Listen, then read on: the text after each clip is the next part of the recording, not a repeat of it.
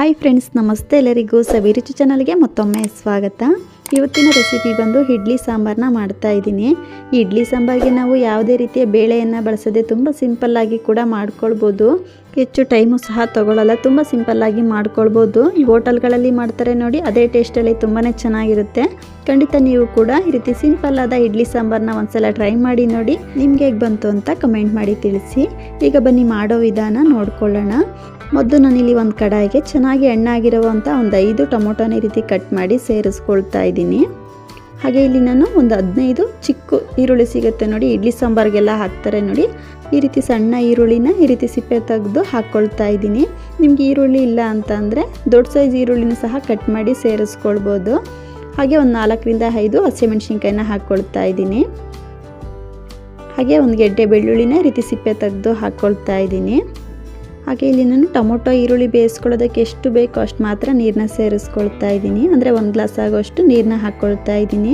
ಹಾಗೆ ಇದಕ್ಕೆ ಒಂದು 2 ಚಿಟಿಕೆ ಆಗೋಷ್ಟು ಅಡುಗೆ ಅರಿಶಿನ ಹಾಕ್ಕೊಳ್ತಾ ಇದ್ದೀನಿ. ಈ ರೀತಿ ನಾವು ಸ್ವಲ್ಪ ಅಡುಗೆ ಅರಿಶಿನ ಹಾಕ್ಕೊಳ್ಳೋದ್ರಿಂದ ಇಡ್ಲಿ ಸಾಂಬಾರು ಕಲರ್ ತುಂಬಾ ಚೆನ್ನಾಗಿ ಬರುತ್ತೆ ಅಂತ ಸೇರಿಸ್ಕೊಂಡು ಈ ರೀತಿ ಕಂಪ್ಲೀಟಾಗಿ ಮಿಕ್ಸ್ ಮಾಡಿಕೊಂಡು ಒಂದು ಪ್ಲೇಟ್ ಮುಚ್ಚಿ ಒಂದು 10 ನಿಮಿಷ ಚೆನ್ನಾಗಿ ಬೇಯಿಸ್ಕೊಳ್ಳೋಣ. ನೀವು ಇದನ್ನು ಕುಕ್ಕರಲ್ಲಿ ಸಹ ಬೇಯಿಸ್ಕೊಳ್ಬೋದು. ಟೊಮೊಟೊ ಈರುಳ್ಳಿ ತುಂಬ ಬೇಗನೆ ಬೇಯೋದ್ರಿಂದ ಈ ರೀತಿ ನಾನು ಒಂದು ಪಾತ್ರೆಯಲ್ಲೇ ಬೇಯಿಸ್ಕೊಳ್ತಾ ಇದ್ದೀನಿ. ಈ ರೀತಿ ಕಂಪ್ಲೀಟಾಗಿ ಮಿಕ್ಸ್ ಮಾಡಿಕೊಂಡು ಒಂದು ಪ್ಲೇಟ್ ಮುಚ್ಚಿ ಒಂದು 10 ನಿಮಿಷ ಚೆನ್ನಾಗಿ ಬೇಯಿಸ್ಕೊಳ್ಳೋಣ. ನೋಡ್ತಾ ಇರ್ಬೋದು, ಒಂದು 10 ನಿಮಿಷ ಚೆನ್ನಾಗಿ ಬೇಯಿಸ್ಕೊಂಡಿರೋದಾಗಿದೆ. ಈ ರೀತಿ ಟೊಮೊಟೊ ಈರುಳ್ಳಿ ಕೂಡ ಚೆನ್ನಾಗಿ ಸಾಫ್ಟ್ ಆಗಿದೆ, ನೋಡ್ತಾ ಇರ್ಬೋದು. ನಾವು ಈರುಳ್ಳಿ ಟೊಮೊಟೊನ ತುಂಬ ಹೊತ್ತು ಬೇಯಿಸ್ಕೊಳ್ಳೋ ಅವಶ್ಯಕತೆ ಇಲ್ಲ, ತುಂಬ ಬೇಗನೆ ಬೆಂದೋಗ್ಬಿಡುತ್ತೆ. ಈಗ ಇದನ್ನ ಒಂದು ಪ್ಲೇಟ್ಗೆ ತೆಗೆದಿಟ್ಕೊಳ್ತಾ ಇದ್ದೀನಿ. ಈ ರೀತಿ ಕಂಪ್ಲೀಟಾಗಿ ಒಂದು ಪ್ಲೇಟ್ಗೆ ತೆಗೆದಿಟ್ಕೊಂಡು ಈಗ ನಾವು ಟೊಮೊಟೊ ಈರುಳ್ಳಿ ಬೇಯಿಸಿಟ್ಕೊಂಡ್ರಂಥ ನೀರನ್ನ ಸಪ್ರೇಟಾಗಿ ಒಂದು ಬೌಲ್ಗೆ ಎತ್ತಿಟ್ಕೊಳ್ಳಿ. ವೇಸ್ಟ್ ಮಾಡ್ಕೊಳ್ಳೋಕೆ ಹೋಗಬಾರ್ದು. ಸಾಂಬಾರಿಗೆ ಆ ನೀರನ್ನ ಹಾಕ್ಕೊಳ್ಬೋದು. ಈಗ ಟೊಮೊಟೊ ಈರುಳ್ಳಿ ಈ ರೀತಿ ಕಂಪ್ಲೀಟಾಗಿ ತಣ್ಣಗಾದ್ಮೇಲೆ ಇದನ್ನ ಒಂದು ಮಿಕ್ಸಿ ಜಾರ್ಗೆ ಹಾಕ್ಕೊಂಡು ಸ್ವಲ್ಪ ನುಣ್ಣಗೆ ರುಬ್ಕೊಂಡು ಬರೋಣ. ನೋಡ್ತಾ ಇರ್ಬೋದು, ಈ ರೀತಿ ಕಂಪ್ಲೀಟಾಗಿ ಟೊಮೊಟೊ ಈರುಳ್ಳಿ ಮಿಶ್ರಣನ ಈ ರೀತಿ ನುಣ್ಣಗೆ ರುಬ್ಕೊಂಡಿರೋದಾಗಿದೆ. ಈಗ ರುಬ್ಬಿಟ್ಕೊಂಡಿರೋಂಥ ಮಿಶ್ರಣನ ಸೈಡಲ್ಲಿ ಎತ್ತಿಟ್ಕೊಂಡಿರೋಣ. ಈಗ ಗ್ಯಾಸ್ ಆನ್ ಮಾಡಿ ಟೊಮೊಟೊ ಈರುಳ್ಳಿ ಬೇಯಿಸ್ಕೊಂಡಿರೋಂಥ ಕಡಾಯಿಗೆ ಒಂದು 2 ಸ್ಪೂನ್ ಆಗೋಷ್ಟು ಎಣ್ಣೆನ ಹಾಕ್ಕೊಳ್ತಾ ಇದ್ದೀನಿ. ಎಣ್ಣೆ ಈ ರೀತಿ ಸ್ವಲ್ಪ ಬಿಸಿ ಆದ ನಂತರ ಸ್ವಲ್ಪ ಸಾಸಿವೆ ಕಾಳನ್ನ ಹಾಕ್ಕೊಳ್ತಾ ಇದ್ದೀನಿ. ಹಾಗೆ ಒಂದು 5-6 ಮೆಂತ್ಯ ಕಾಳನ್ನ ಹಾಕ್ಕೊಳ್ತಾ ಇದ್ದೀನಿ.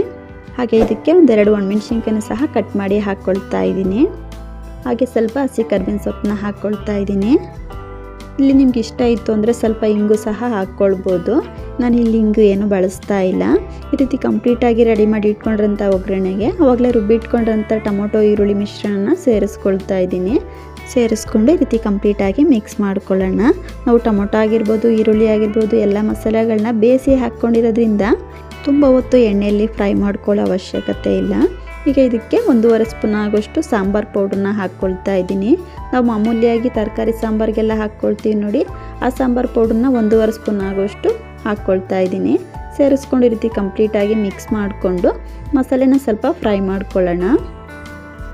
ಈ ರೀತಿ ಕಂಪ್ಲೀಟಾಗಿ ಫ್ರೈ ಮಾಡ್ಕೊಂಡಿದ್ದಾದಮೇಲೆ ಇದಕ್ಕೆ ಆವಾಗಲೇ ಟೊಮೊಟೊ ಈರುಳ್ಳಿ ಬೇಯಿಸಿ ಇಟ್ಕೊಂಡಿರೋಂಥ ನೀರನ್ನ ಸೇರಿಸ್ಕೊಳ್ತಾ ಇದ್ದೀನಿ. ಹಾಗೆ ಎಕ್ಸ್ಟ್ರಾ ನೀರನ್ನು ಕೂಡ ಹಾಕ್ಕೊಳ್ತಾ ಇದ್ದೀನಿ. ನಿಮಗೆ ಇಡ್ಲಿ ಸಾಂಬಾರು ಸ್ವಲ್ಪ ತೆಳುವಾಗಬೇಕೋ ಗಟ್ಟಿಯಾಗಬೇಕೋ ನೋಡಿಕೊಂಡು ನೀರನ್ನ ಸೇರಿಸ್ಕೊಳ್ಬೋದು. ಈ ರೀತಿ ಕಂಪ್ಲೀಟಾಗಿ ನೀರನ್ನ ಸೇರಿಸ್ಕೊಂಡು ಈ ರೀತಿ ಒಂದು ಸಲ ಚೆನ್ನಾಗಿ ಮಿಕ್ಸ್ ಮಾಡ್ಕೊಂಡಿದ್ದಾದಮೇಲೆ ಇದಕ್ಕೆ ಒಂದು ಅರ್ಧ ನಿಂಬೆಹಣ್ಣು ಗಾತ್ರದಷ್ಟು ಹುಣಸೆ ರಸನ ಹಾಕ್ಕೊಳ್ತಾ ಇದ್ದೀನಿ. ನಾವು ಟೊಮೊಟೊನ ಎಷ್ಟೇ ಹಾಕ್ಕೊಂಡ್ರೂ ಈ ರೀತಿ ಸ್ವಲ್ಪ ಹುಣಸೆ ರಸನ ಹಾಕ್ಕೊಳ್ಳೋದ್ರಿಂದ ಇಡ್ಲಿ ಸಾಂಬಾರು ರುಚಿ ತುಂಬಾ ಚೆನ್ನಾಗಿ ಬರುತ್ತೆ. ಹಾಗೆ ರುಚಿಗೆ ತಕ್ಕಷ್ಟು ಉಪ್ಪನ್ನ ಸೇರಿಸ್ಕೊಳ್ತಾ ಇದ್ದೀನಿ. ಹಾಗೆ 1 ಸ್ಪೂನ್ ಆಗೋಷ್ಟು ಬೆಲ್ಲನ ಹಾಕ್ಕೊಳ್ತಾ ಇದ್ದೀನಿ. ನಿಮಗೆ ಬೆಲ್ಲ ಕಂಪ್ಲೀಟ್ಲಿ ಆಪ್ಷನಲ್ಲಿ ಇಷ್ಟ ಇದ್ದರೆ ಹಾಕ್ಕೊಳ್ಬೋದು, ಇಲ್ಲಾಂದರೆ ಸ್ಕಿಪ್ ಮಾಡ್ಬೋದು. ಬೆಲ್ಲನ ಹಾಕ್ಕೊಂಡ್ರೆ ಇಡ್ಲಿ ಸಾಂಬಾರು ರುಚಿ ತುಂಬಾ ಚೆನ್ನಾಗಿ ಬರುತ್ತೆ ಅಂತ ಸೇರಿಸ್ಕೊಂಡು ಈ ರೀತಿ ಕಂಪ್ಲೀಟಾಗಿ ಮಿಕ್ಸ್ ಮಾಡಿಕೊಂಡು ಒಂದು ಪ್ಲೇಟ್ ಮುಚ್ಚಿ ಒಂದು 10 ನಿಮಿಷ ಚೆನ್ನಾಗಿ ಕುದಿಸ್ಕೊಳ್ಳೋಣ. ನೋಡ್ತಾ ಇರ್ಬೋದು, ಒಂದು 10 ನಿಮಿಷ ಸಾಂಬಾರನ್ನ ಚೆನ್ನಾಗಿ ಕುದಿಸ್ಕೊಂಡಿರೋದಾಗಿದೆ. ಈ ರೀತಿ ಇಡ್ಲಿ ಸಾಂಬಾರು ಕೂಡ ಗಟ್ಟಿ ಆಗ್ತಾ ಬರ್ತಾ ಇದೆ, ನೋಡ್ತಾ ಇರ್ಬೋದು. ಈಗ ಇದಕ್ಕೆ ಕೊನೆಯದಾಗಿ ಸಣ್ಣದಾಗಿ ಕಟ್ ಮಾಡಿರೋವಂಥ ಸ್ವಲ್ಪ ಕೊತ್ತಂಬರಿ ಸೊಪ್ಪನ್ನ ಸೇರಿಸಿ ಮಿಕ್ಸ್ ಮಾಡ್ಕೋತು ಅಂದರೆ ತುಂಬಾ ಸೂಪರ್ ಆದಂಥ ಇಡ್ಲಿ ಸಾಂಬಾರು ರೆಡಿನೇ ಆಗೋಗ್ಬಿಡುತ್ತೆ. ಇದಕ್ಕೆ ಬೇಳೆ ಏನು ಬಳಸದೆ ತುಂಬ ಸಿಂಪಲ್ಲಾಗಿ ಕೂಡ ರೆಡಿ ಮಾಡ್ಕೊಳ್ಬೋದು. ಖಂಡಿತ ಹೋಟೆಲ್ಗಳಲ್ಲಿ ಮಾಡ್ತಾರೆ ನೋಡಿ, ಅದೇ ಟೇಸ್ಟಲ್ಲಿ ತುಂಬಾ ಚೆನ್ನಾಗಿರುತ್ತೆ. ನೋಡಿದ್ರಲ್ಲ ಫ್ರೆಂಡ್ಸ್, ಇವತ್ತಿನ ಸಿಂಪಲ್ಲಾಗಿ ಇಡ್ಲಿ ಸಾಂಬಾರನ್ನ ಯಾವ ರೀತಿ ಮಾಡ್ಕೊಳ್ಳೋದು ಅಂತ ಖಂಡಿತ ಒಂದ್ಸಲ ಟ್ರೈ ಮಾಡಿ ನೋಡಿ. ನಿಮ್ಗೆ ಹೇಗೆ ಬಂತು ಅಂತ ಮಿಸ್ ಮಾಡದೆ ಕಮೆಂಟ್ ಮಾಡಿ ತಿಳಿಸಿ. ಇವತ್ತಿನ ರೆಸಿಪಿ ನಿಮ್ಮೆಲ್ಲರಿಗೂ ಇಷ್ಟ ಆದರೆ ಈ ವಿಡಿಯೋಗೊಂದು ಲೈಕ್ ಮಾಡಿ, ಶೇರ್ ಮಾಡಿ. ಹಾಗೂ ಇನ್ನಷ್ಟು ಈಸಿ ರೆಸಿಪಿಗಾಗಿ ಸವಿರುಚಿ ಚಾನಲ್ನ ಸಬ್ಸ್ಕ್ರೈಬ್ ಮಾಡ್ಕೊಂಡು ಕೂಡ ನೋಡಿ. ಪಕ್ಕದಲ್ಲೇ ಇರುವಂಥ ಬೆಲ್ ಬಟನ್ನು ಕೂಡ ಕ್ಲಿಕ್ ಮಾಡಿ. ಇನ್ನೊಂದು ಒಳ್ಳೆ ರೆಸಿಪಿಯೊಂದಿಗೆ ಸಿಗೋಣ. Thank you.